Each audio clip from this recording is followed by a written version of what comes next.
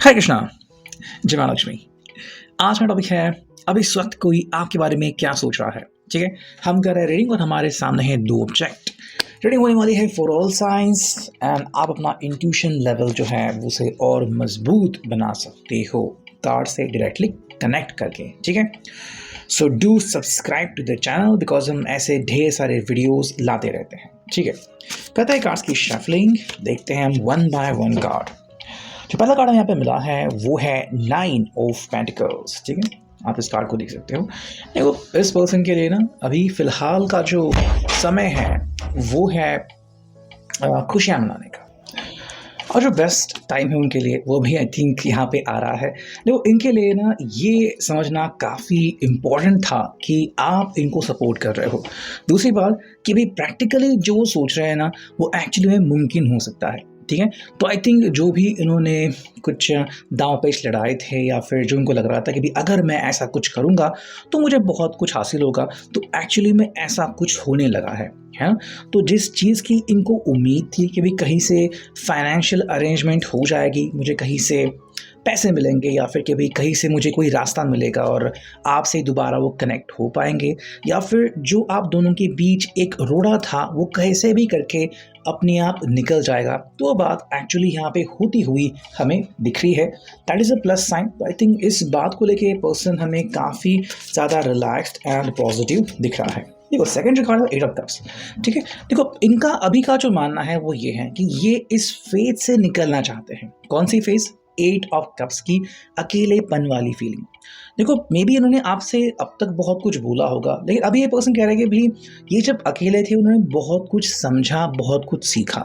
ठीक है, जब वो अकेले पड़े थे तो उनको किन लोगों ने सपोर्ट किया, उनकी कैसी दुर्दशा हुई या फिर कैसे ये यहाँ से उभरे, तो ये उनके लिए एक टर्निंग पॉइंट रहा है उनके ज़िंदगी में। और जब वो मुड़ के देखते हैं ना तो कहीं ना कहीं शुक्रगुजार होता है कि मुझे एक ऐसा मोमेंट मिला। बिकॉज देखो, ज़िंदगी में ऐसे हालात हम कभी भी फेस कर सकते हैं, है ना। मतलब वो कब आएंगे हम कुछ नहीं कह सकते, लेकिन जब ऐसे हालात आते हैं तो उससे उभरना बहुत इंपॉर्टेंट होता है। ये पर्सन इससे उभर चुका है या फिर उभर रहा है, और इसलिए इसको बहुत अच्छा लग रहा है कि भी मैंने ऐसे हालात का सामना किया। ओके, ऐसा क्यों कह रहा है? बिकॉज अभी ये पर्सन कह सकता है कि भाई देखो, आपने अगर अभी मुझे एक्सेप्ट किया तो मैं ये मान लूँगा कि तुम्हारा जब तक मुझे सपोर्ट मिलेगा मेरे ज़िंदगी में ये फेस दोबारा कभी नहीं आएगी, है ना। तो आपको एज ए मैजिशियन देख रहे हैं कि भाई हाँ, आपके अंदर वो स्किल है, वो कला है कि वो आपके थ्रू ये सब हासिल कर सकते हैं। देखो, ये आपको क्या देखते हैं वो है एम्प्रेस। देखो, आप उनके ज़िंदगी में ना अबुंडेंस लाते हो। जब वो आपकी तरफ जुड़ते हैं तो उनको खुशियाँ मिलती है। उनको लगता है कि भाई अगर वो आपसे जुड़ते हैं तो एक अच्छा साथी, एक अच्छा रहमदिल इंसान, एक ऐसा व्यक्ति जिसके हृदय में बहुत सारी अच्छी अच्छी बातें और जो मुझे समझ के लेता है, जो मेरे एक्शन के लिए रिस्पॉन्सिबिलिटी लेता है। मतलब मान लो अगर इन्होंने कहा कि भाई हाँ, मैं तबाह हो चुका था, फिर भाई मेरी ज़िंदगी में भटक गया था, तो कहीं ना कहीं आप ये कह सकते कि हाँ भाई, मैंने भी तुमसे नाता तोड़ दिया था, तो उसकी वजह से ये आपको भुगतना पड़ा, है ना।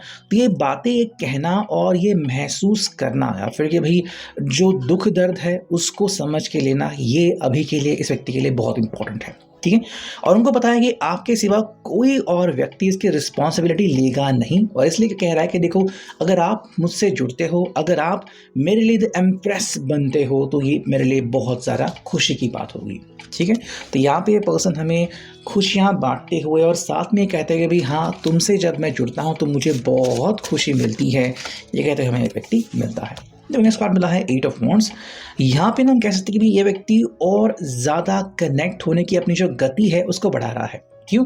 बिकॉज उसको अब जल्दबाजी करनी है, उसको अब अटकना नहीं है कि भाई मैंने पहले ही बहुत सारा समय जो है वो वेस्ट कर दिया है। तो अभी का जो समय है वो है रास्ते निकालने का। ठीक है, अब आप में से कुछ लोग जो हैं वो अगर इनकी राह देख रहे कि भाई कब लौट के आएंगे, तो कोई कोशिश तो कर रहा है, लेकिन साथ में अगर आपसे भी थोड़ी बहुत हेल्प इनको मिल जाए, लाइक अगर आप उनको छोटा सा मैसेज कर लो कि हाँ भाई आपके दिल में एग्जैक्टली क्या चल रहा है, क्या आप उनको माफ़ कर चुके हो या फिर आप उनको माफ़ करने वाले हो, या फिर भाई आपने कहा है कि चलो ठीक है, जो भी हुआ उसमें मैं भी कसूरवार था, फिर चलो दोनों मिलकर बात करते हैं। है ना।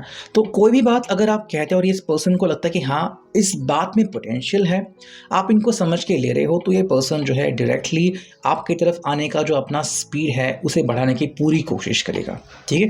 बिकॉज ये है फायर साइन, तो ये व्यक्ति बिना किसी देरी के आप तक पहुंचना चाहता है, वो भी क्विकली, ठीक है। सो क्विकली ये बात यहाँ पे जाननी काफ़ी इंपॉर्टेंट है।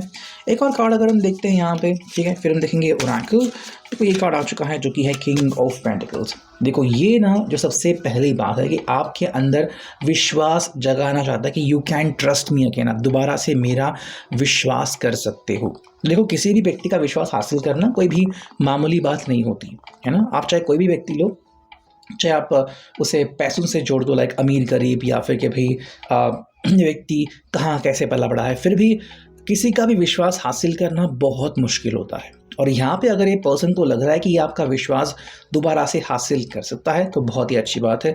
साथ में इस व्यक्ति को अब कॉन्फिडेंस आ चुका है कि इसके दिन अच्छे दिन शुरू हो चुके हैं, ठीक है। मतलब कहीं ना कहीं जहाँ पे पैसों की दिक्कत थी वो जा चुकी है, अबुंडेंस आ रही है। जब वो आपसे जुड़ते हैं तो और ज़्यादा खुशियाँ इनको हासिल होती है, और इसीलिए पर्सन कह रहे हैं कि भाई मुझे आपसे जल्द से जल्द कम्युनिकेशन करना है, ठीक है। अब ये रही उनके दिल की बातें जो हमें टैरो से मिली। अब देखते हैं ओरेकल से हम यहाँ पे क्या समझ सकते हैं, ठीक है। देखो पहला कार्ड है इमोशनल रोलर कोस्टर। अगर आपको लग रहा है कि ये व्यक्ति ने यूं ही ये कह दिया या फिर ये व्यक्ति सच में इसके बारे में नहीं सोच रहा, तो ऐसा नहीं है। इस व्यक्ति ने सब कुछ देख लिया है ज़िंदगी में कि ज़िंदगी कैसे पलटी खाती है, ज़िंदगी में कैसे तकलीफ़ें होती है, जब हमें कोई सपोर्ट नहीं मिलता तो हम अकेले कैसे तड़पते हैं, ये सब कुछ इस पर्सन ने देख लिया है, ठीक है। इसलिए हमने जो कार्ड देखा 8 ऑफ कप्स, ये पर्सन कह रहा है कि भाई मैंने ये सब देख लिया है ज़िंदगी में। जब मैं अकेला था तो मुझे कितनी तकलीफ हुई मुझे पता है, और अब मैं उन तकलीफ़ों से बहुत कुछ सीख चुका हूँ, ठीक है। तो सीखना ये एक बहुत ही इंपॉर्टेंट टास्क है अभी। सेकेंड जो है वो है स्नेक, ठीक है। देखो ये अब फ्लेक्सिबल बनने की कोशिश कर रहे हैं। स्नेक फ्लेक्सिबल होता है, ये पर्सन भी फ्लेक्सिबल बन रहे हैं, और इनको पता चला है कि ऐसे जो लोग होते हैं ना जो स्नेक की तरह बाइट करते हैं या फिर जो मतलब एकदम से पलटी खाते हैं, ऐसे लोगों से इनको बच के रहना है, ठीक है।